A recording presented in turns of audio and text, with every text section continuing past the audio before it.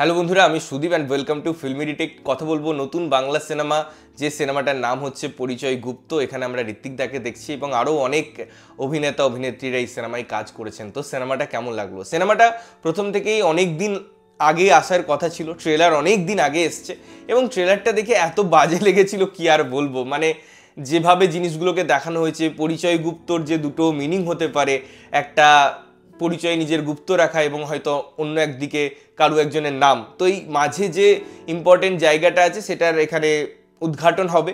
তো গল্পে ধরন যদি বলি, এটা একটা ক্রাইম থ্রিলার, এটা একটা মার্ডার মিস্ট্রি বা একটা ড্রামা, এবং এটুকুই।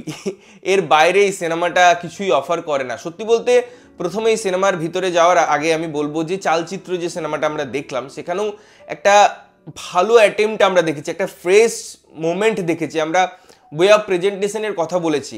বাট এই সিনেমাটা দেখুন যে কতটা খাজা কাজ তৈরি হতে পারে। কারণ এই যে সিনেমার প্রসেস, সিনেমার যে স্ক্রিন প্লে, সেখানে লাস্ট পর্যন্ত অডিয়েন্সকে এঙ্গেজ করা, সেখানে কে কালপ্রিট, কে খুনি, কি তার মোটিভ, এই জিনিসগুলোকে লাস্ট পর্যন্ত রিভিল করা। কখনো কখনো যারা অনেক কাজ দেখেন তারা প্রথমেই বুঝতে পেরে যান আধ ঘন্টার মধ্যে, 1 ঘন্টার মধ্যে, যে এ খুনি, এ কালপ্রিট, এই উদ্দেশ্য, বা কোথাও কোথাও উদ্দেশ্য হয়তো রিভিল হয় না, সেটা লাস্টে গিয়ে জানা যায়।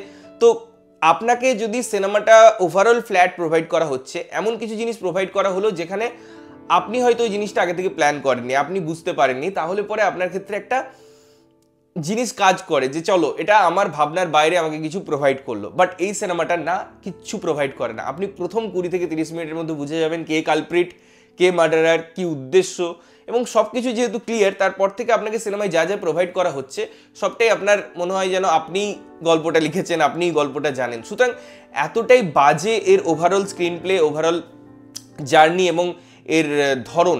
এবং আমি যদি সিনেমার পারফরমেন্সের কথা বলি, কি বাজে অভিনয়!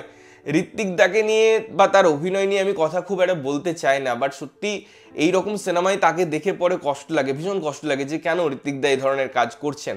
যদিও হইচইয়ের কয়েকটা সিরিজও আমি দেখছি বা ইদানিং তার কাজ দেখছি, সেগুলোতে কোনো স্ক্রিপ্টের বাছাবাছি নেই, কোনো ভালোভাবে সেভাবে দেখছেন না তিনি। এই জিনিসটা সত্যিই নজরে আসছে, বিকজ একসময় ঋত্বিক দাস সিনেমা হয়তো কম আসতো, কিন্তু আমরা অপেক্ষা করতাম আচ্ছা ঋত্বিক দাস সিনেমা আসছে মানে তার মধ্যে কিছু একটা ওয়াও এলিমেন্ট অবশ্যই থাকবে। তো সেই জায়গা থেকে আমাদের হতাশ করছে। এবারে এই সিনেমার অন্যান্য চরিত্র, স্পেশালি আমি যদি পার্শ্ব চরিত্রের কথা বলি, আমি যদি জুনিয়র আর্টিস্টদের কথা বলি, তাদেরকে ছোট ছোট জায়গায় যখন প্লেস করা হয় না একটা সিনেমার ওভারঅল জার্নিতে, সেই ক্যারেক্টারগুলোর ইম্পর্টেন্ট একটা ভূমিকা তৈরি হয়ে যায়, বিকজ এটা একটা কমপ্লিট প্যাকেজ একটা সিনেমায়। তো তাদের পারফরমেন্সগুলো যদি ক্লিশে লাগে, সেই জায়গায় হয় না, তো ভালো লাগে না। এবং এটা আমি অনেক সিনেমার ক্ষেত্রে বলি যে হয়তো সাপোর্টিংয়ে তারা নজর দেয় না, তাদের মেন কাস্টের হয়তো খুব বেশি রোল থাকে, খুব বেশি তাদেরকে ভালো করার চেষ্টা থাকে। আরে যারা ভালো অ্যাক্টার, যারা এতদিন ধরে কাজ করছে, তারা তো বার করে দেবেই।